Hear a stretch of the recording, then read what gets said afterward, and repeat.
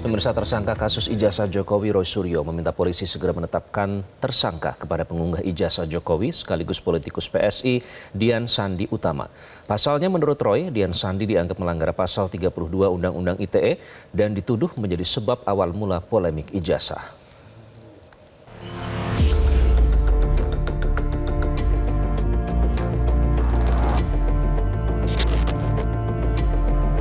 Polemik ijazah Jokowi terus menjadi bola liar di publik. Di tengah belum tuntasnya proses penyidikan, tersangka kasus ijazah Jokowi Roy Suryo kembali mengungkit peran politikus PSI Dian Sandi Utama yang pertama kali mengunggah ijazah Jokowi di media sosial. Roy menilai unggahan Dian Sandi tersebut melanggar pasal 32 Undang-Undang ITE dan ditenggarai menjadi biang kerok gaduh ijazah Jokowi.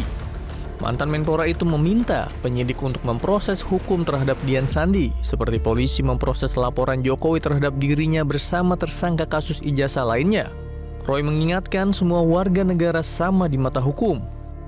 Awal ini kan kemarin datang tuh orangnya, ya diperiksa 2 hari yang lalu.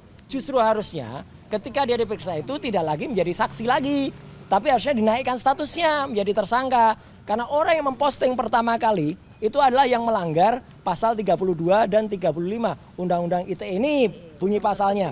Lihat bunyi pasalnya. Orang dengan sengaja dan tanpa hak atau melawan hukum dengan cara apapun, dia kan awalnya melanggar hukum. Dia baru minta izin besoknya ya kepada orangnya menambah, ngurangi, melakukan transmisi. Siapa orang yang melakukan transmisi pertama kali ke X atau ke Twitter? Dian Sandi.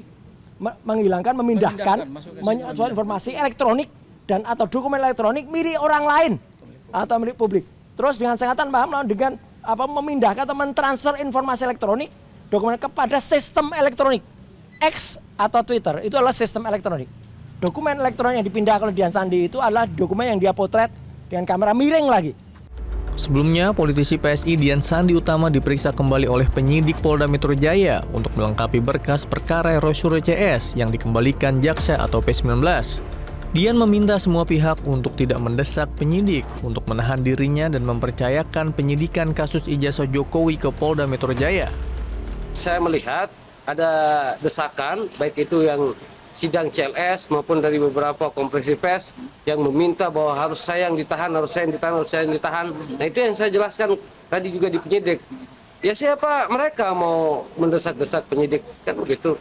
Bahwa saya kan percaya bahwa penyidik bekerja sesuai dengan memang penggalian atau pendalaman dari setiap keterangan-keterangan yang berhasil mereka gali sampai hari ini, kan tidak juga mereka harus didesak-desak seperti itu. Dikatakan bahwa saya membuat kebohongan publik mengenai scan ijazah yang diduga palsu dikatakan oleh dari teroris ini sudah terbantahkan bahwasanya ijazah beliau itu ada.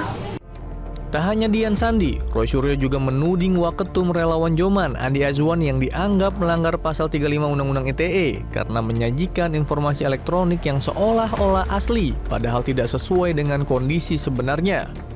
Dan kemudian orang yang mengubah namanya Andi Azwan atau Joshua itu yang melanggar 35 karena dia dengan tujuan informasi elektronik atau itu dianggap seolah-olah data yang otentik. Padahal itu bukan data otentik. Tim Liputan Metro TV. Jelajahi cara baru mendapatkan informasi. Download Metro TV Extend sekarang.